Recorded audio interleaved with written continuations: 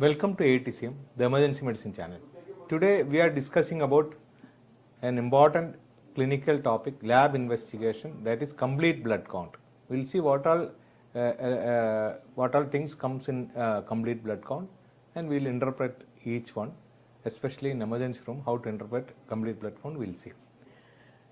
Blood cells are otherwise called as hematopoietic cells. There are different types of blood cells. One is red blood cells, white blood cells and platelets.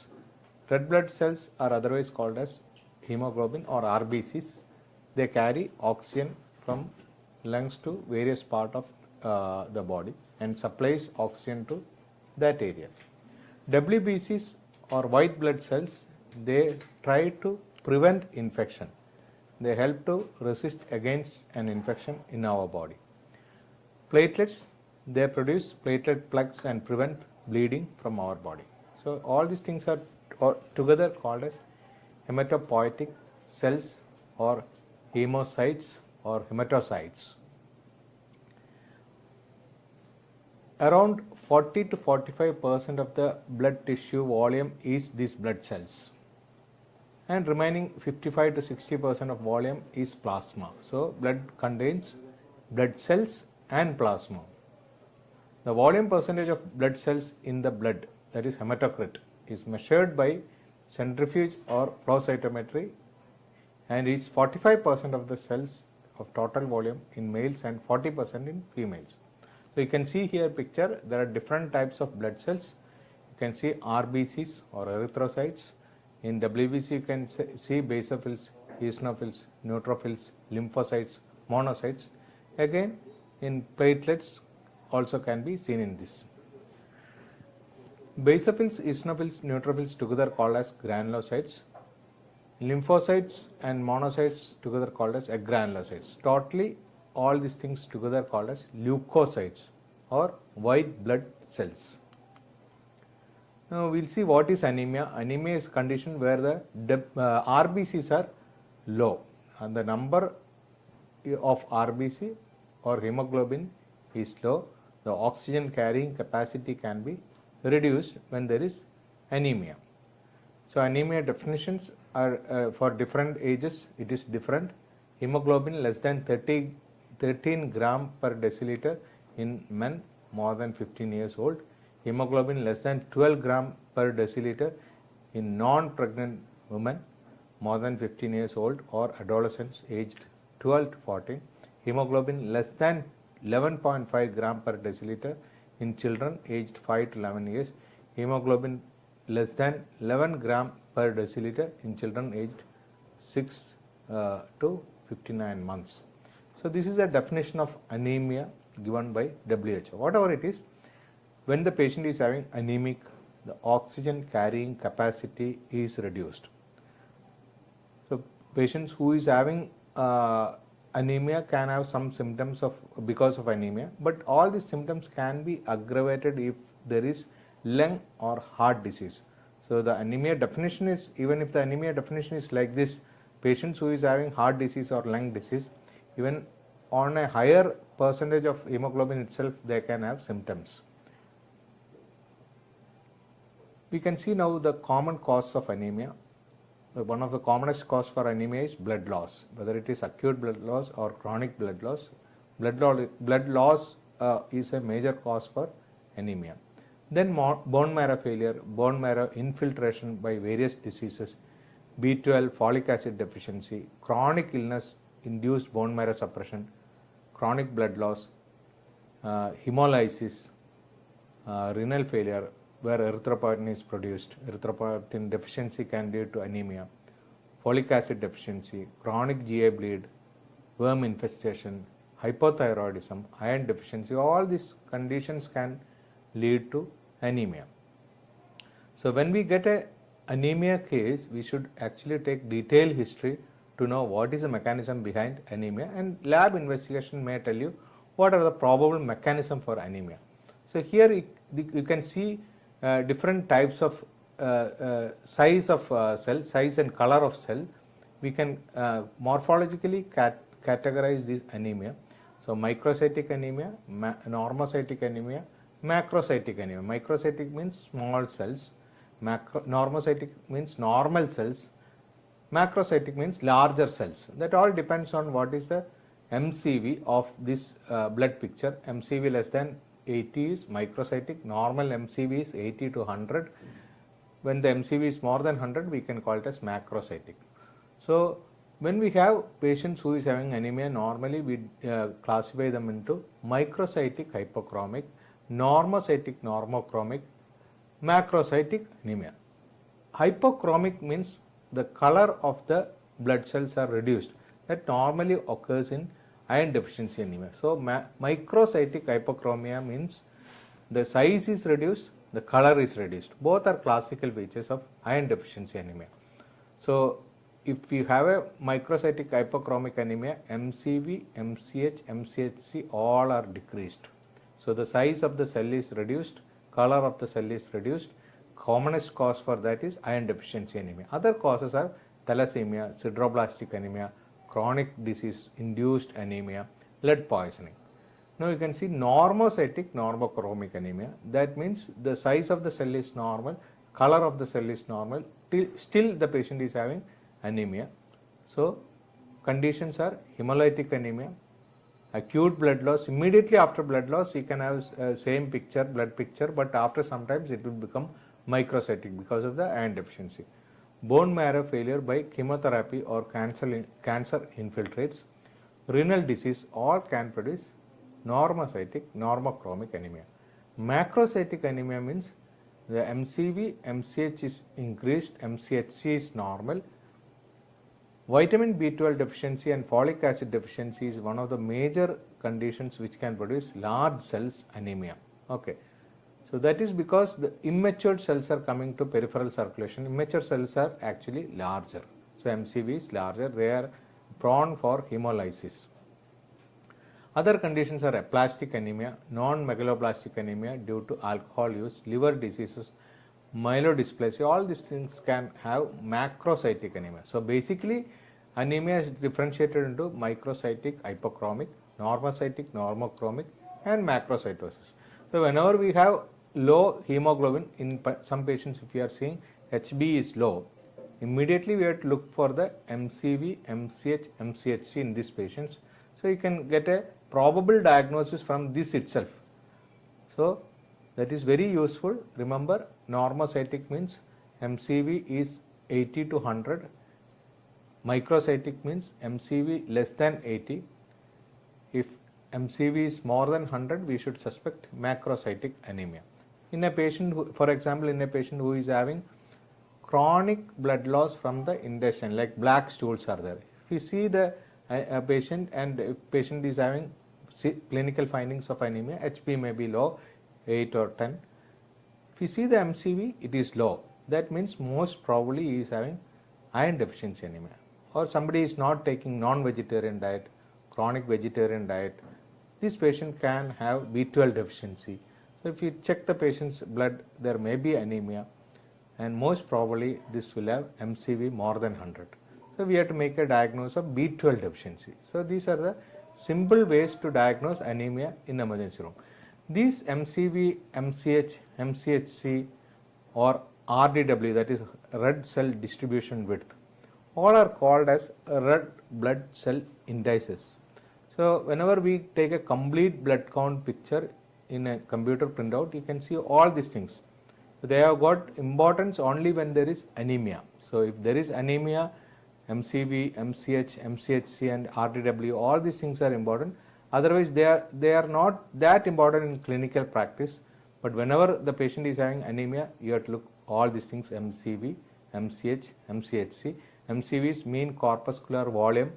It's a volume of the patient's RBCs. It can be measured or calculated.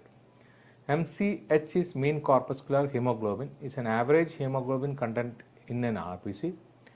MCHC is mean corpuscular hemoglobin concentration. Is an average hemoglobin concentration per RBC. RDW is red cell distribution width. So all these things are important when you are managing a case of anemia. So complete blood picture contains all these values. So they have got importance when you are managing different types of anemia. Now we will see the different types of anemia according to their morphologies. We have learned a little bit in the earlier slides. Now we can see normocytic means normal size. MCV is 80 to 100. MCHC is 34 plus or minus 2. The causes are chronic renal failure, acute blood loss, hemolysis, anemia of chronic illness. You can remember the mnemonic CAHA. Microcytic means MCV is low. Commonest cause, we know that it's iron deficiency anemia, but remember the mnemonic TAILS. Thalassemia, anemia of chronic illness, iron deficiency anemia, lead poisoning, sideroblastic anemia. In that, most important is iron deficiency anemia, including chronic blood loss from the intestine due to worm infestation or malignancies or ulcers in the intestine. Macrocytic means high MCV more than 100. Remember malt. Megaloblastic anemia, which is the most important cause, B12 deficiency or folic acid deficiency, nutritional deficiency mainly because of the diet which is not having B12 or folic acid. Alcohol, chronic alcoholism, chronic liver disease, thyroid disease, especially hypothyroidism. So these are the conditions you should remember when you are planning to treat anemia cases. Now next important thing is thrombocytopenia. We know that normal platelet count in our body is 1,50,000 to 4,50,000 platelets per microliter of blood. So when it is reduced, we can call it as thrombocytopenia. But a clinically important thrombocytopenia is not less than 1,50,000. Clinically important is always less than 1 lakh. So you can see mild, moderate, severe thrombocytopenia. Mild is 1 lakh to 1,50,000. Moderate is 50,000 to 1 lakh or 99,000. Severe is less than 50,000. The action of platelet is it stops bleeding by clumping and forming plaques in the blood vessel injuries. If the patient develops thrombocytopenia, patient can develop purpuric rashes all over the body in the early phases. Then they can have bleeding from gums, bleeding from mouth, bleeding from nose, and ultimately it may lead to bleeding from everywhere, and patient can have bleeding including in the vital areas like brain or kidneys, everywhere. So thrombocytopenia can lead to severe bleeding in some conditions like ITP and all, chronic ITP, idiopathic thrombocytopenia. Patient can have chronic thrombocytopenia, suddenly it can aggravate, patient can bleed. But remember, the counts are important. 1,50,000 to 4,50,000 is normal. If it is less than 1 lakh, it is clinically important thrombocytopenia. It is called as mild. If it is less than 1 lakh to 50,000, it is moderate. If it is severe, means it should be less than 50,000. We can see the cause of thrombocytopenia. Remember, platelets. Platelet disorders like disseminated intravascular coagulation, thrombotic thrombocytopenic purpura, idiopathic thrombocytopenic purpura, and various infections also can produce this type of conditions. Leukemia, antibodies mediated diseases like SLE, trauma secondary to bleeding and DIC. Enlarged spleen can destroy platelets. Chronic liver disease with portal hypertension can again destroy platelets. Alcohol or ethanol. Drugs like heparin, aspirin, chemotherapy drugs, benzene, and sepsis. Remember platelets, the mnemonic platelets for thrombocytopenia. So you can see here picture, patient is having purpuric rashes all over the body. So that is due to bleeding in the subcutaneous plane. This is called as purpura. A normal platelet number you can see here, low platelet number you can see here. When the platelet number is low, there will be bleeding. Bleeding will not be arrested, but immediately after bleeding, sometimes blood can arrest the bleed in a different mechanism. We are not explaining that now, but platelet produces initial plaque formation in the acute bleeding area. So patient can have small bleeds all over the body. This is called as purpura. Now we can see different problems in the leukocyte count. When we are interpreting the leukocyte count, we will get report like this: total leukocytes or total WBC count, that is 4,000 to 11,000 square millimeter.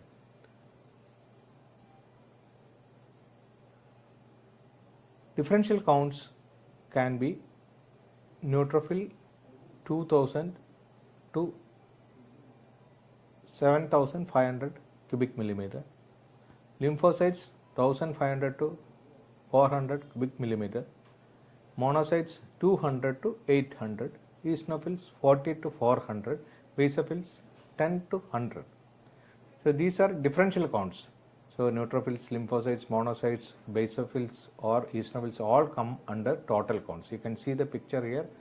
Neutrophils are there, monocytes are there, lymphocytes are there, eosinophils are there, basophils are there.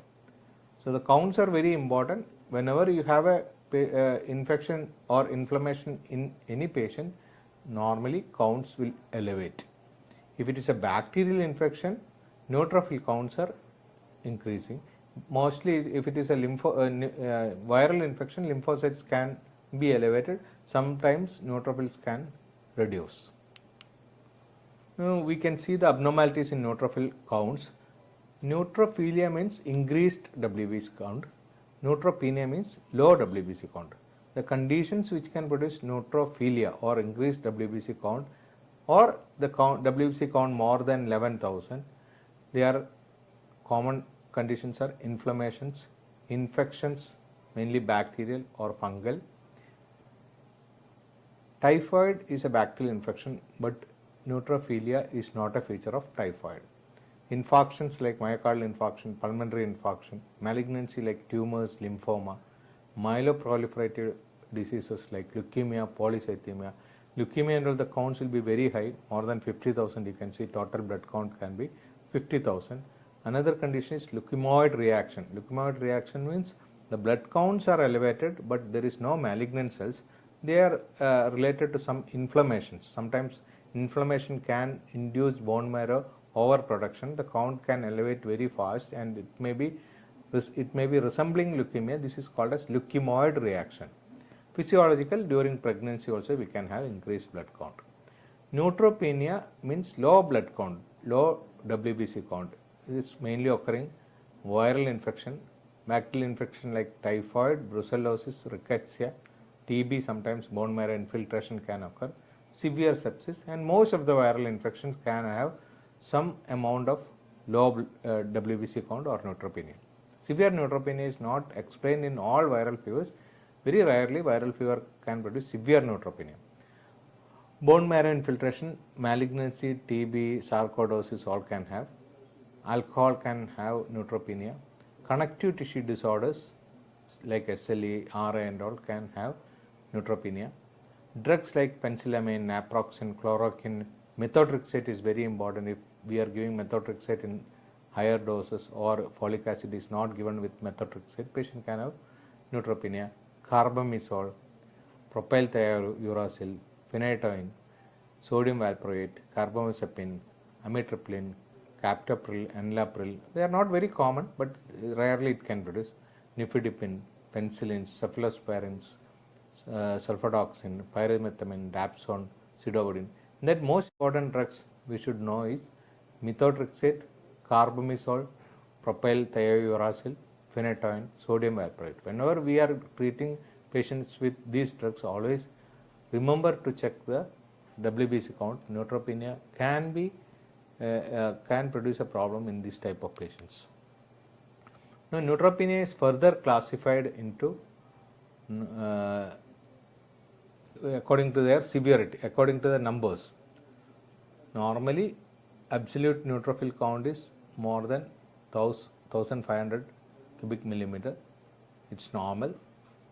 1,000 to 1,500 or 1,500 to 1,000. That is a better way of explaining. It's coming down. 1,500 to 1,000.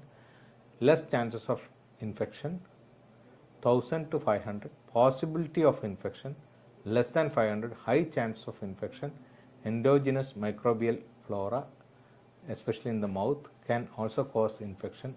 They can produce opportunistic infection. Few clinical signs of infection can present because when the counts are very low, the signs of infection or the inflammatory signs are very, very low. So you can get ulcers, but they don't have any inflammation surrounding that.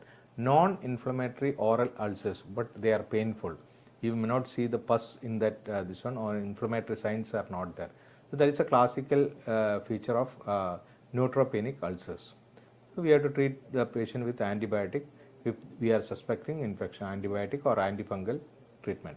Less than 200 absolute neutrophil count, the inflammatory process is completely absent. You can calculate the absolute neutrophil count with this formula.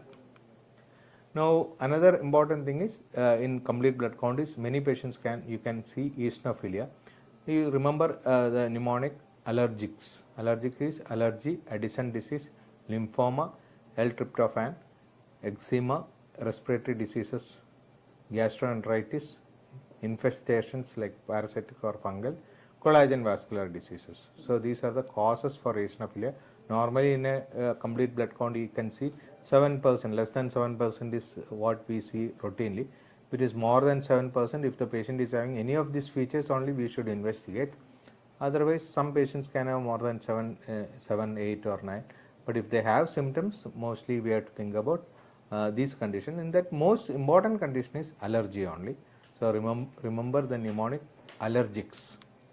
Other abnormalities like basophilia, monocytosis, lymphopenia, all these things you can see. Basophilia is seen in myeloproliferative disease, inflammatory bowel disease, iron deficiency anemia. Monocytosis, TB, malignancy, inflammatory bowel disease. Lymphocytosis mainly you can see in the viral infection. And lymphopenia is one important feature that you should get in. You can get in many conditions like SLE, HIV, lymphoma, sarcoidosis, renal failure. That remember SLE, one of the classical presentation of occult SLE may be lymphopenia. So we may have to investigate this type of cases. Now we have discussed about different types of abnormalities in complete blood count. We are given an overall picture. We are not given complete picture of each condition. It's an overall picture of complete blood count. Thank you.